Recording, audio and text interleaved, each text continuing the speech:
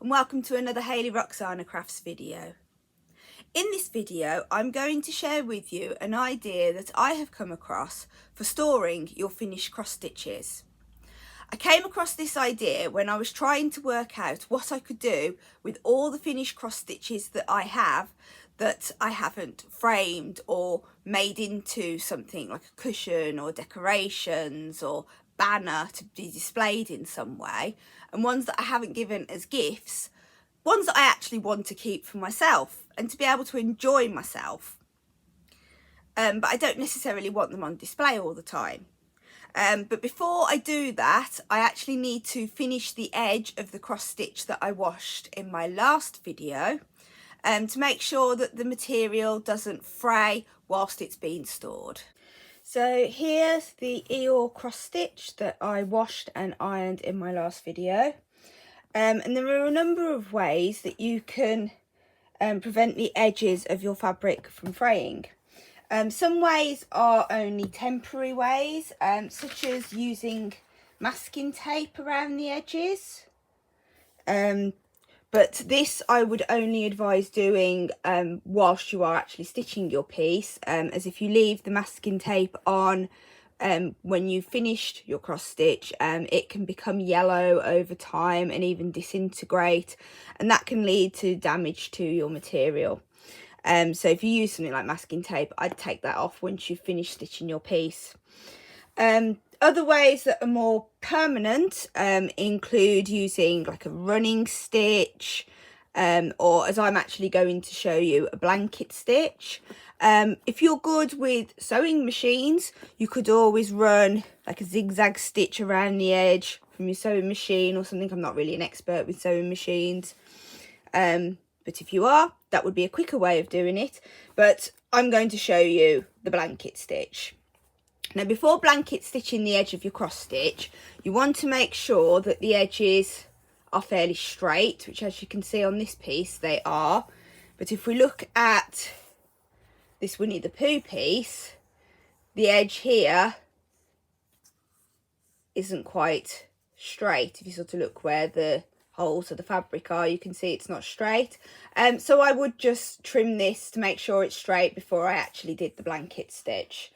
But once you're happy that the edge of your material is straight and ready to be stitched, you then just need to thread up some ordinary sewing thread into a needle. It can be a tapestry needle or an ordinary sewing needle, whichever you want to use.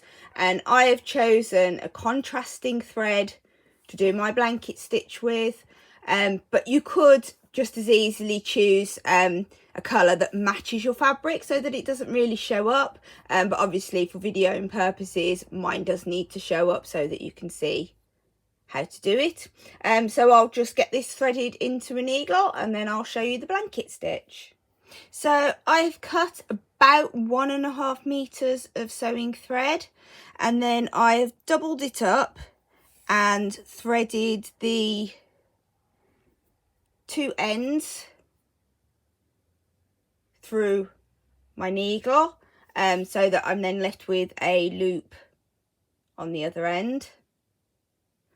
Needle I'm using is just the tapestry needle, like the one that I would have used to stitch this cross stitch in the first place. So once you've got your thread ready, you can then start your stitching. Now with some Aida fabric, you will find that there is a sort of edge that's already binded, so this won't fray this edge. So I won't need to worry about doing blanket stitch along this edge unless you particularly want your blanket stitch all the way around.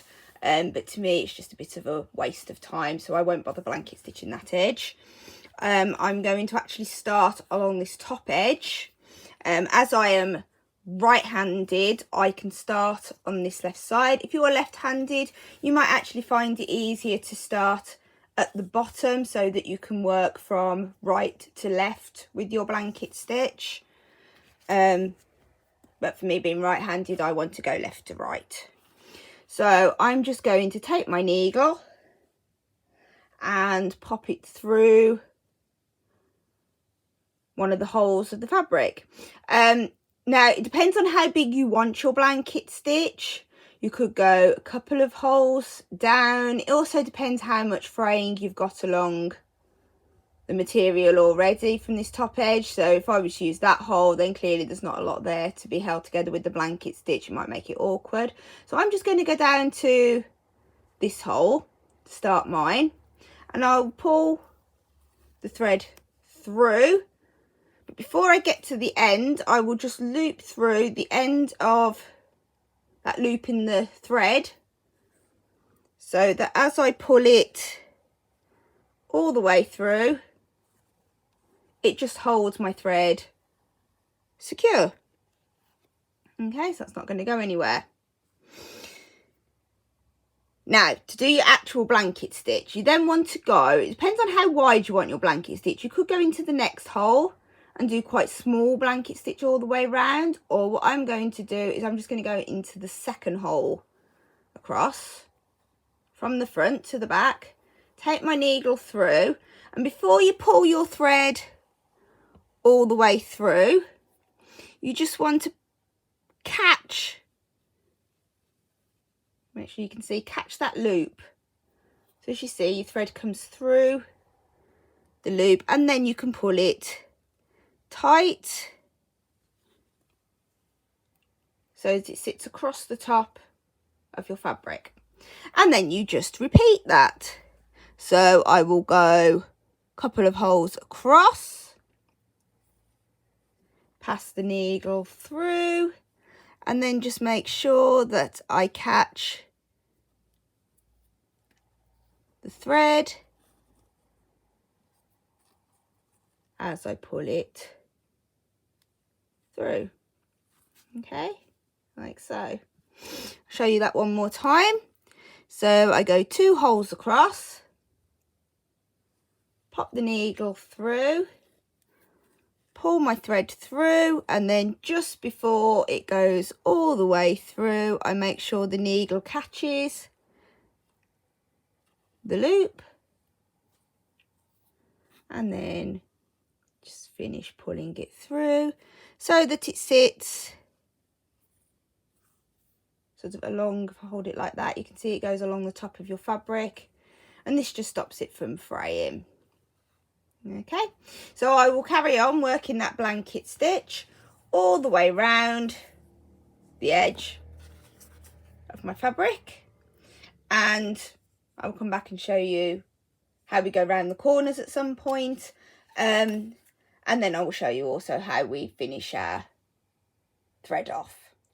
So as you can see, I've now blanket stitched along the top, and I'm just over halfway down this edge, but my thread is now getting a little bit too short to use, so I'm just going to show you how I finish it off when I'm part of the way through. So I will take the needle and just turn it over to the back, and I'm going to pass my needle under this vertical thread here, and then under the horizontal thread like so, and just pull that through, and that just secures my last stitch. And then, because I'm somebody who doesn't worry about knots on the back of my work, I will just pass my needle underneath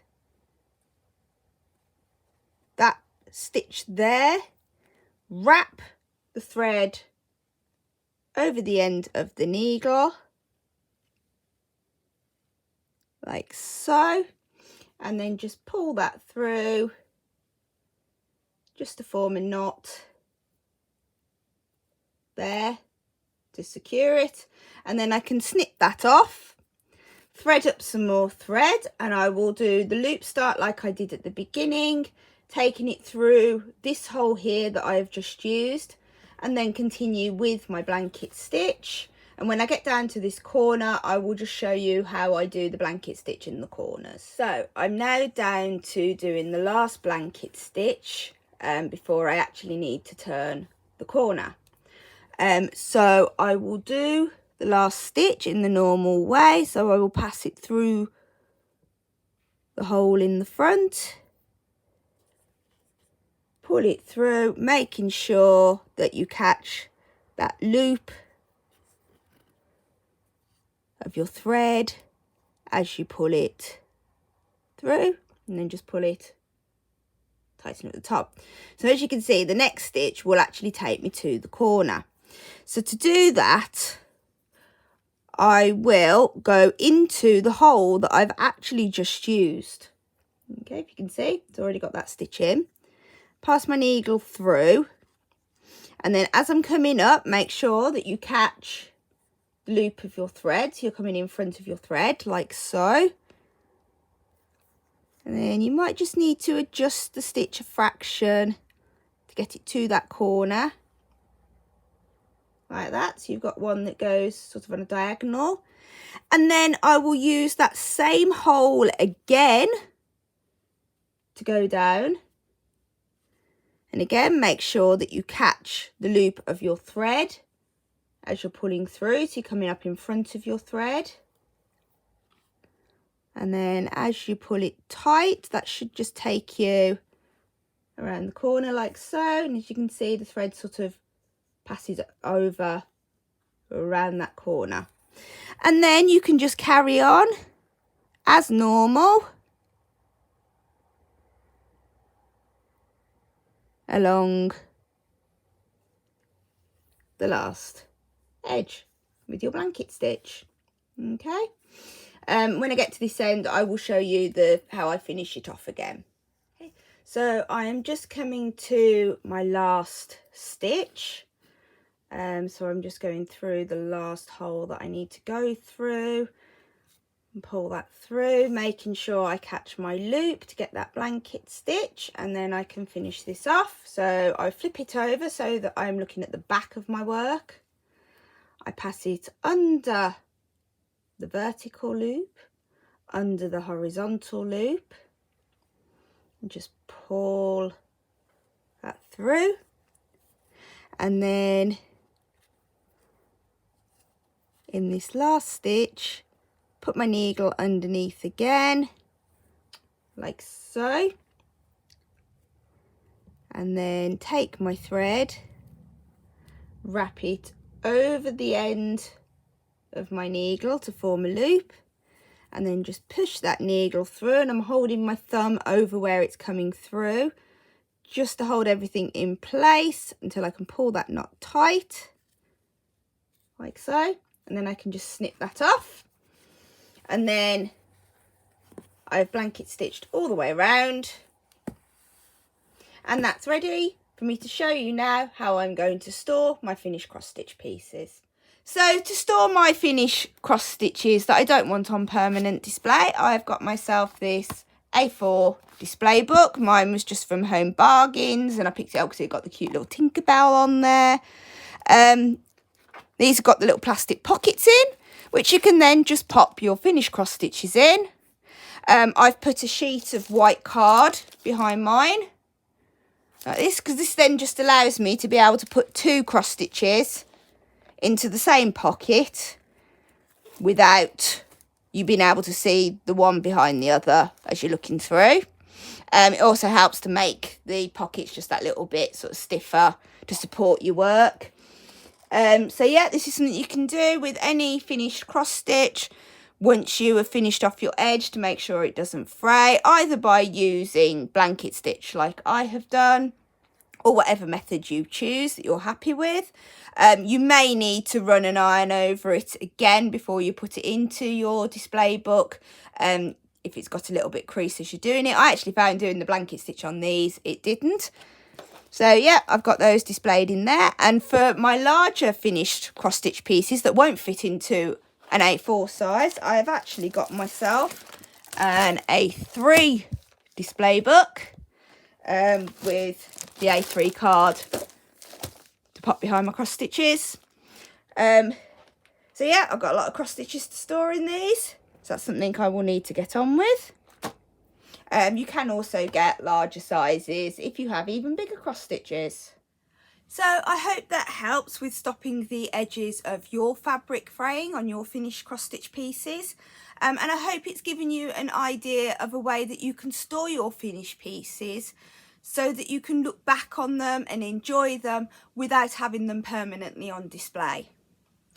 When I've actually put a few more of my finished pieces into my books, I will do another video to show you my finished cross stitches from over the years. I will pop some links below to some of the items that I have used in this video to help you find them if you would like to buy them. And if you've got any questions, stick them in the comments section and I'll do my best to help you. Thank you for watching and I'll see you next time. Bye!